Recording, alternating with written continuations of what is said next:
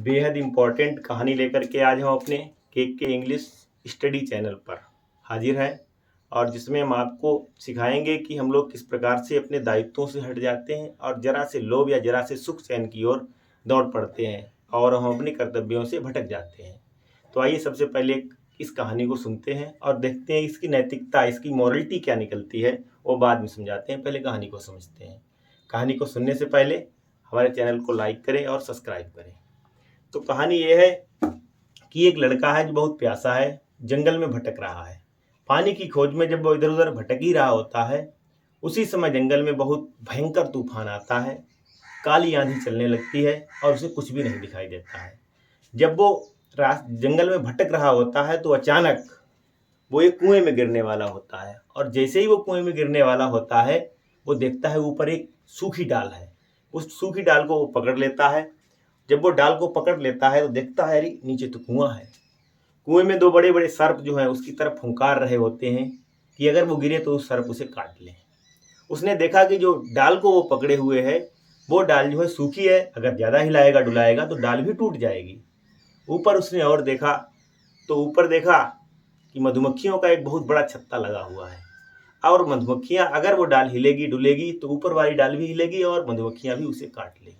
तो कहने का मतलब यह है कि उसके मुसीबत ने उसे चारों तरफ से घेरा है। नीचे सर्प है, डाल घुनी हुई है, रात हो रही है, धीरे धीरे अंधेरा हो रहा है, रात भर लटका रहेगा, ऊपर मधुमक्खियों का छत्ता है। तो चारों तरफ से उसे मुसीबत ने घेर लिया है और प्यास भी उसे बहुत भयंकर लगी हुई है।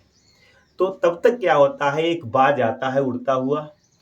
उसी समय शाम के समय बाज उड़ता हुआ आता है और उस मधुमक्खियों के छत्ते में अपनी चोंच को मारता है और कुछ शहद अपनी चोंच में भर करके उड़ जाता है।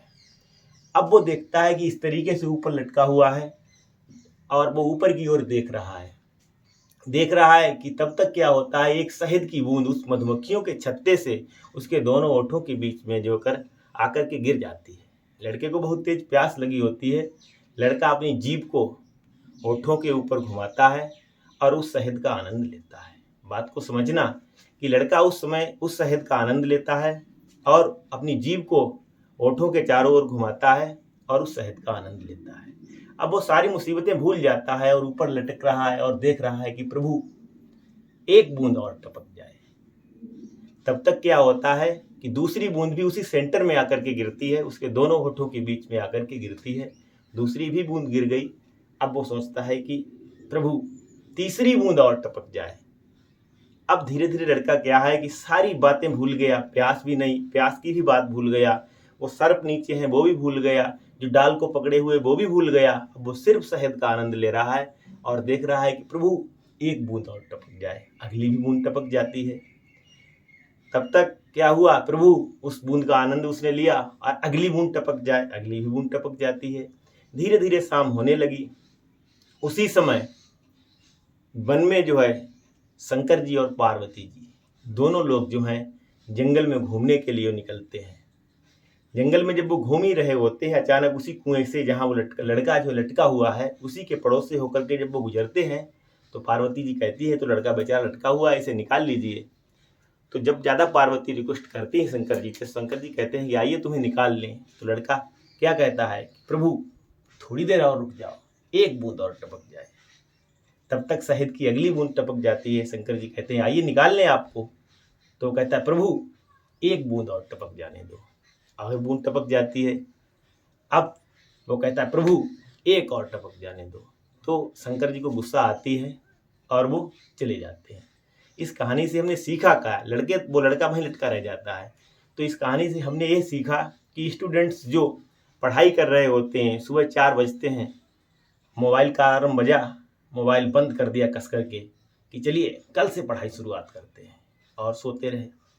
फिर क्या हुआ, अगला दिन आया, दूसरे दिन मोबाइल का 4 बजे सुबह अलार्म बजा, अरे कल से पढ़ाई शुरू करते हैं। तो कहने का मतलब धीरे धीरे जो जिंदगी है वो हमारी एक सूखी डाल है।